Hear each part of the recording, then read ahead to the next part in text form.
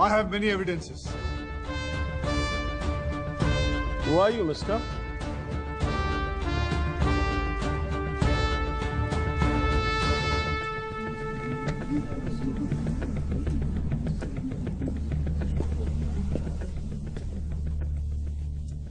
Aryan, my lord. Mr. Aryan, I am sure कि आपको पता है कि अदालत के काम में रुकावट डालने के लिए आपको सजा भी हो सकती है। जी। आपको अपना वकील साथ लेके आना चाहिए था, और अगर आपके पास कोई वकील नहीं था तो यह अदालत आपको वकील दे सकती थी। मैं सिर्फ यही कहना चाहूंगा कि मैं एक आर्कियोलॉजिस्ट हूं, पत्थरों, ईंटों और उजड़ी सभ्यता की भाषा समझता हूं। मेरा तरीका और मेरी जुबान कानून की जुबान से अलग हो सकती है, पर माय लॉर्ड, मेरा मानना है कि सच किसी भी जुबान में कहा जाए, किसी भी तरह कहा जाए, वो सच ही रहेगा। ये वही आर्कियोलॉजिस्ट है जिसने पहले सरकार की तरफ से रिपोर्ट दी थी। मिस्टर आर्यन, यह अदालत आपको अपनी बात रखने की इजाजत देती है, मगर आपको सुनने के बाद अगर ठीक लगा तो अदालत का वक्त बर्बाद करने के लिए आपको सजा भी दी जा सकती है। जी।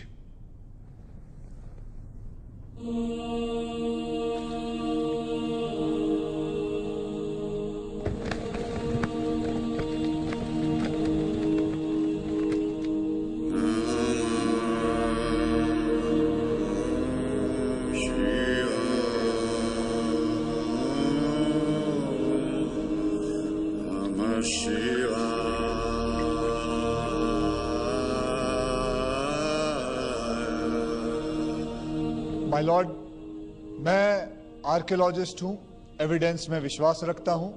एक हफ्ते पहले तक मैं भी नहीं मानता था कि राम सेतु एक मैनमेड स्ट्रक्चर है, पर आज मैं अपनी राय बदलने के लिए मजबूर हूं। कार्बन डेटिंग के हिसाब से इस पत्थर में पाए जाने वाले फॉसिल्स करीबन 7000 साल पुराने हैं, यानी कि राम सेतु की उम्र 7000 साल है। और पुष्कर भटनागर के अनुसार 7000 साल का मतलब है पीरियड ऑफ श्री राम। ये कॉरल्स भी कहीं और से लाकर राम सेतु में लगाए गए हैं। They are not native to this site.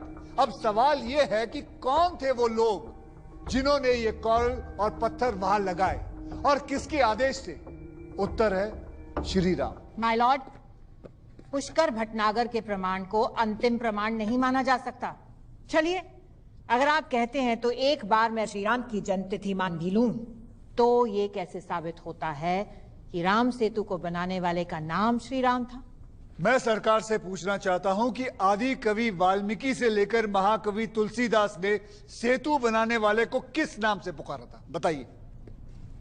Ram. Shri Ram.